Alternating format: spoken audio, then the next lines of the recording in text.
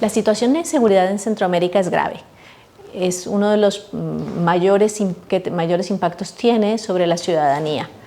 Incluso tiene que ver con el abandono de la escolarización de muchos niños que debido a la inseguridad dejan de asistir, tiene que ver con la migración, tiene que ver con las dificultades para conseguir el sustento diario de ciudadanos que no pueden transitar libremente por sus ciudades.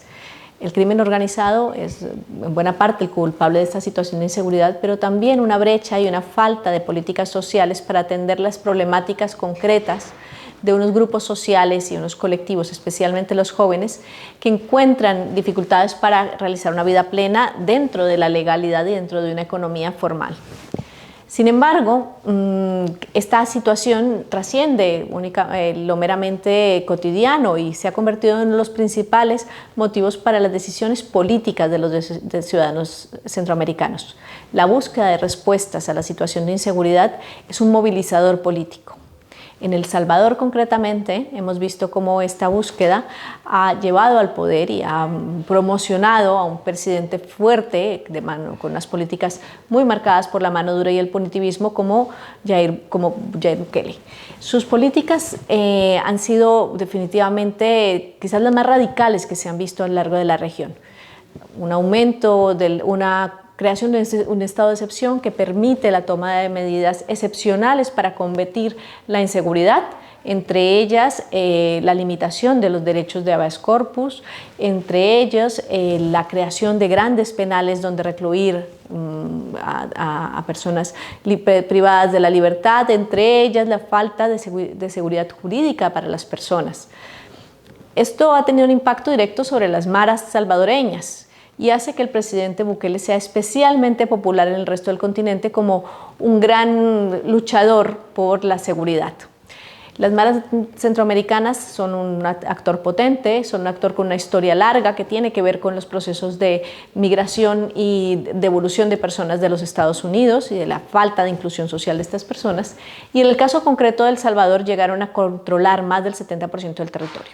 Las maras afectaban la vida cotidiana de la gente porque su principal actividad es predatoria sobre el territorio, es el cobrar pequeños impuestos a los comerciantes, a las personas que ejercen su trabajo en las localidades, en los barrios, era el control de territorios.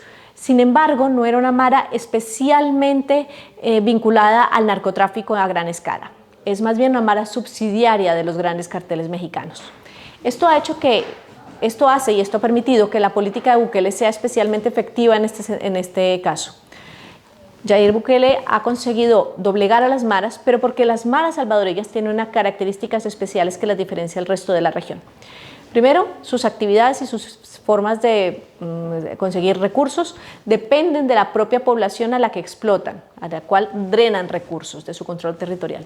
En segundo lugar, su estructura criminal no es una estructura al uso, no es un crimen organizado que busque esconderse de la justicia, sino que es un crimen que tiene que ver con una conformación de grupos sociales identitarios en los cuales los mareros, por ejemplo, se pintan la cara, se tatúan para mostrar la pertenencia a su grupo, y esto hace que sea una mara que tiene mucho que ver más que con la lucha entre pandillas que meramente con centrarse en la actividad criminal.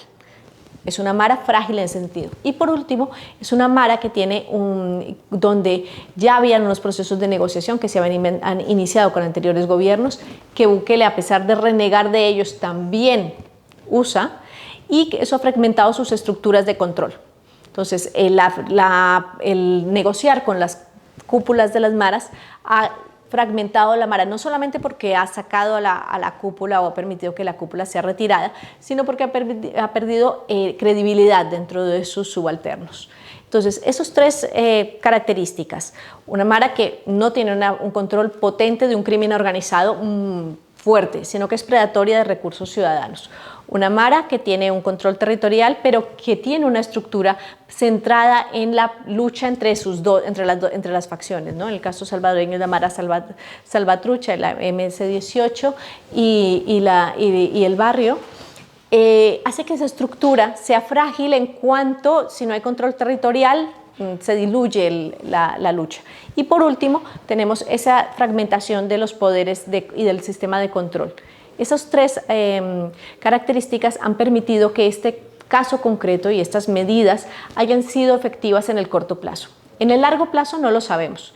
En el largo plazo es difícil saber si habrá una sostenibilidad de estas políticas.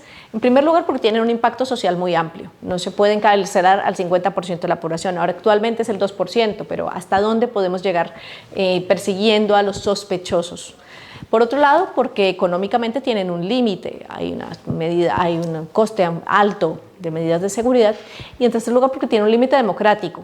Hay una clara afectación a la democracia en la toma de este proceso. Por otro lado, vemos que no sabemos si las estructuras se han desmontado o simplemente se han replegado, se han movido a otros países, y hasta qué punto puede haber una negociación oculta y cuáles serán las consecuencias de esa negociación. Por eso es difícil extrapolar lo que ha ocurrido en El Salvador a otros países de Centroamérica. Sin embargo, el gran riesgo está en que muchos ciudadanos ven esto como una verdadera opción, como una opción realista para superar el problema de inseguridad, sin tener en cuenta que las condiciones de anclaje del crimen organizado en los otros países de la región son distintas. En los casos de Honduras y Guatemala vemos un mayor anclaje con el crimen organizado, con el tráfico de drogas, y vemos también un potencial distinto en sus estructuras territoriales.